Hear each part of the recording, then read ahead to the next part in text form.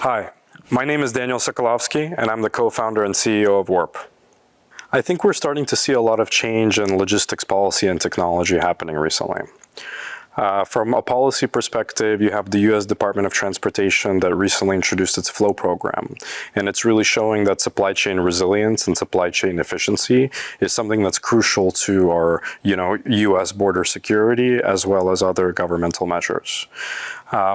Their programs that they're putting in place now are meant to increase visibility and establish a constant layer of supply chain resilience for our consumers. From a technology perspective, what I believe is happening is that TMS systems are getting smarter. They're moving beyond being just systems of record and now touching and helping shippers to figure out ways to make themselves more efficient or to find opportunities to decrease redundancies in their supply chain.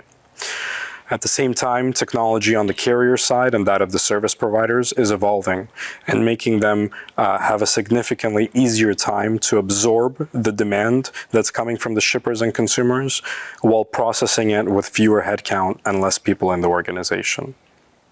I believe that the next 10 years holds a lot in the future of freight.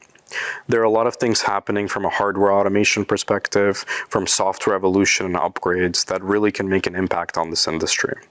I believe right now we're just at the cusp of what's happening.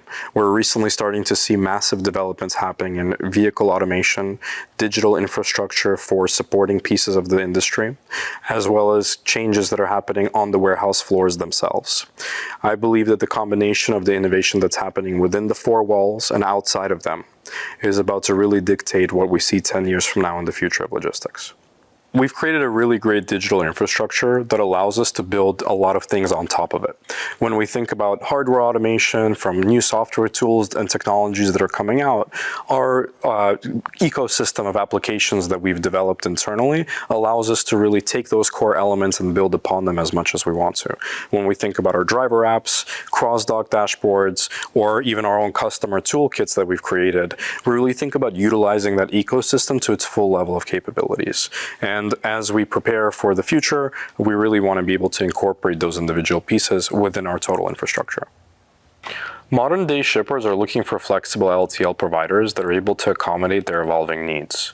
Traditional legacy LTL carriers have been affected by a number of different types of issues within their value chains.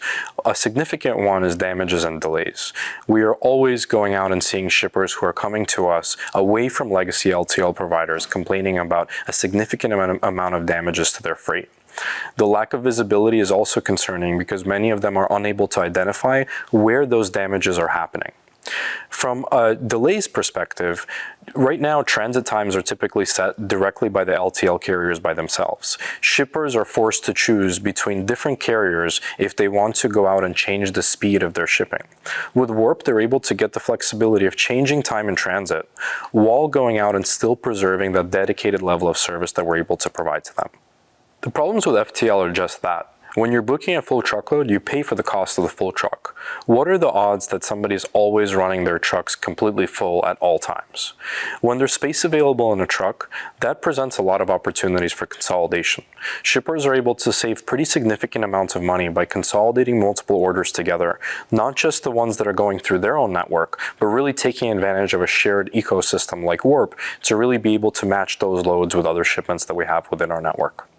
I think there's a lot of evolution happening across shippers in general. What we've seen is a significantly speed up in D2C commerce, from shippers going from 7 to 10 days shipping, later to 3 to 5, 1 to 2, and now same day. What we've seen in the B2B supply chain is traditionally it's been working in a lot slower fashion. Those orders and shipments have been pre-scheduled. There are a number of different carriers and providers that are able to service those types of shipments. And what shippers now are realizing is that by combining both of those together, they can gain efficiencies that they've never had before. And by taking control of your middle mile, you're really able to not just gain efficiency on your last mile, but also enhance all of the other shipments that are moving through your network. Over the last 10 years, we've seen a significant amount of innovation happening in the last mile. Shippers have increased their speed of delivery to customers. They have explored significant new innovations that are happening within there. But really, all of these changes have made a lot of pressure happening upstream. Within the freight networks and the freight capabilities that are enabling the last mile offerings, there have been a lot of challenges that have not only presented themselves, but have been exacerbated by the significant innovation that's happening in the last mile. Previously, a lot of middle mile was ignored. It wasn't digitized, it wasn't API accessible, and really it wasn't flexible. What Warp has really done is we've provided a digital infrastructure that not only gives shippers the digital capabilities to take control of their middle mile, but also offers them the flexibility and quality of service that they need to really succeed within their business efforts. We've identified 5 main arteries throughout the United States. Those are Southern California, Chicagoland area, New York, New Jersey, Atlanta, and Dallas.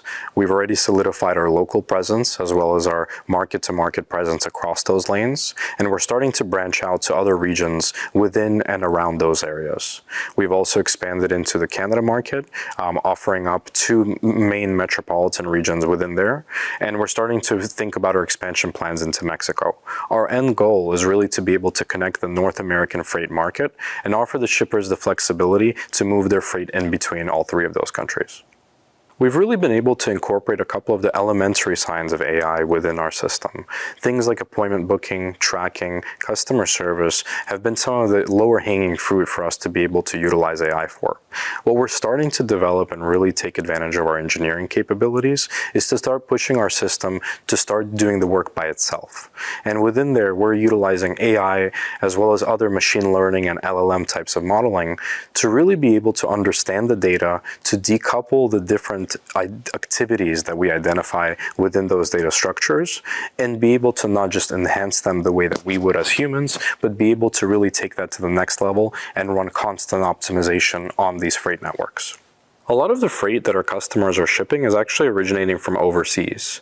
Given the recent push to start manufacturing and supply chain and down in Mexico, we're identifying a lot of our existing customer base who is asking us to help them transport their freight from Mexico into the US as well as into Canada. Because a lot of the providers that are out there today don't really think about the cross-border capabilities within LTL, we're really being able to provide shippers a cost-effective manner to ship piece-based freight across the borders.